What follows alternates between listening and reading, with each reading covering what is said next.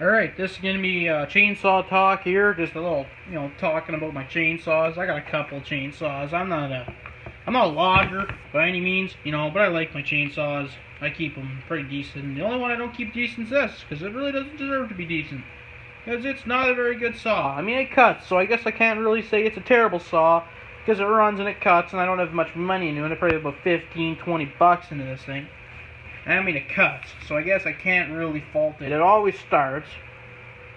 But enough of that. We'll go over things I don't like about this saw and the reason why most people hate this saw. So this thing was made, made in the 80s to the 90s, right before, a couple years before the company went under. They filed for Chapter 11 bankruptcy. Because back in the 40s, 50s, 60s, up to the mid-70s, right before they got bought out by Black & Decker, they made a great saw. Like right here, I'll bring her up here, they got this hefty beast.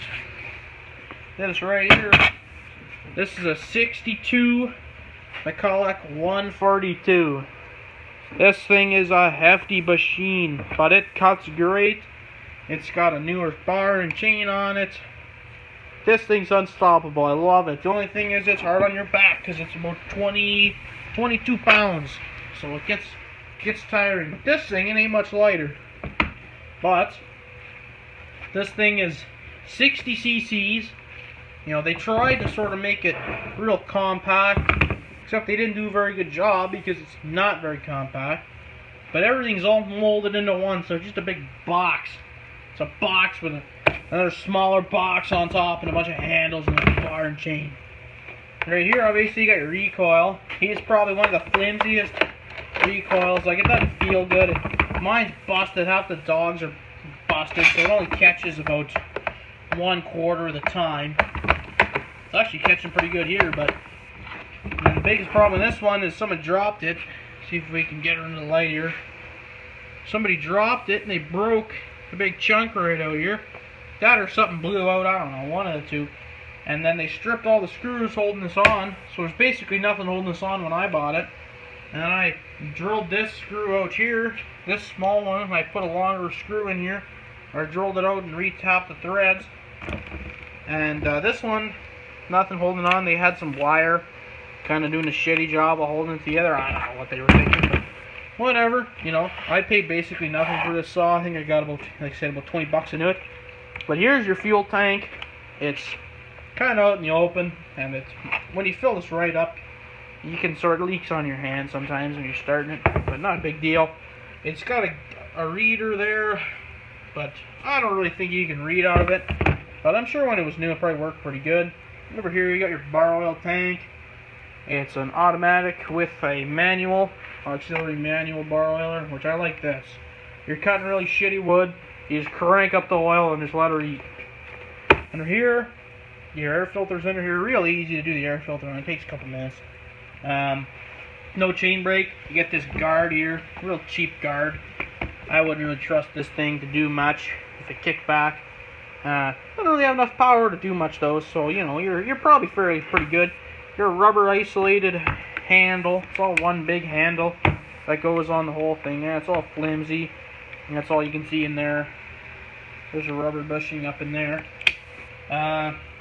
What else am I going to say? Well, back here, the main problem with these is the bar oilers leak into the crankcase, and then they plug up the screens in the exhaust, and the motor blows up. So most of these guys will bypass these, and they'll just leave them. So just manual, but I didn't bother, because if this thing blows up, I'm just throwing it in the garbage. It's kill switches always go faulty. I already replaced this one with some cheapo switch I got at Crappy Tire. It's got the choke here, really terrible spot, not easy like the John threads, where John threads are up here. This one's just down here. It's really cheaply made too. This choke plunger feels like it's just going to snap off every time I use it. It comes out at this weird angle too. It comes out at this stupid angle. But it's got a half choke position, which I do like. You can see there's just huge gaps everywhere where the fit and finish is just poor at best. You come over to the exhaust side here, and the screens in the exhaust in here, they plug up. They blow the saw up.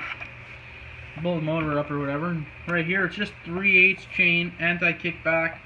Wore basically to nothing. Like, you look at the teeth on this thing, and they're just wore right down. Like this one especially. Like look at these. They're just like, look at that. It's just, there's nothing there. But I have 15 bucks in this thing. Most guys wouldn't even recommend paying more than 40 or 50 bucks for them. You can pick them up in yard sales where all they need is a spark plug and people just huck them because they're just not worth fixing. I just keep it around because I use it. You know, I cut some wood with it every once in a while. If I ever need firewood, I bring this as a backup. But my main saw is a Johnson Red 670 Super. So, you know, with that kind of saw like that, you never use backup. Because that thing ain't never going anywhere. But you can start this piece of junk. I'll put the camera down for a second and I'll fire it up. And I'll give a quick video of revving the piss out of it and hope it blows up. I had to run it this morning, so it's not a real fair one, but it always starts okay.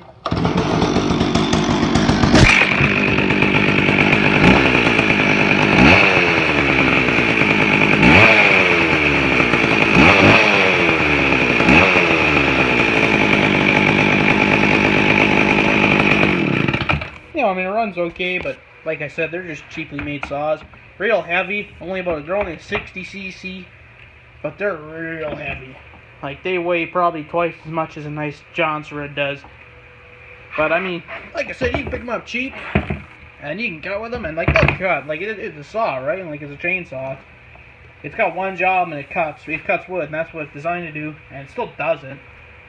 But I'm not a fan. I'd rather lug. If I was gonna throw my back out, I'd throw my back out on something cool. At least I got that. That thing's a slick saw. But this, you know, they may say McCulloch on them. They both say McCulloch. They're both yellow, and that's where the similarities end. I mean, bottom line is it's just not a very well-made saw, but it cuts. So I guess, you know. Well, there you go. That concludes the little talk I got about this Pro Mac 610. Tune in next time where I'm going to do my Johnson Red 670 Super.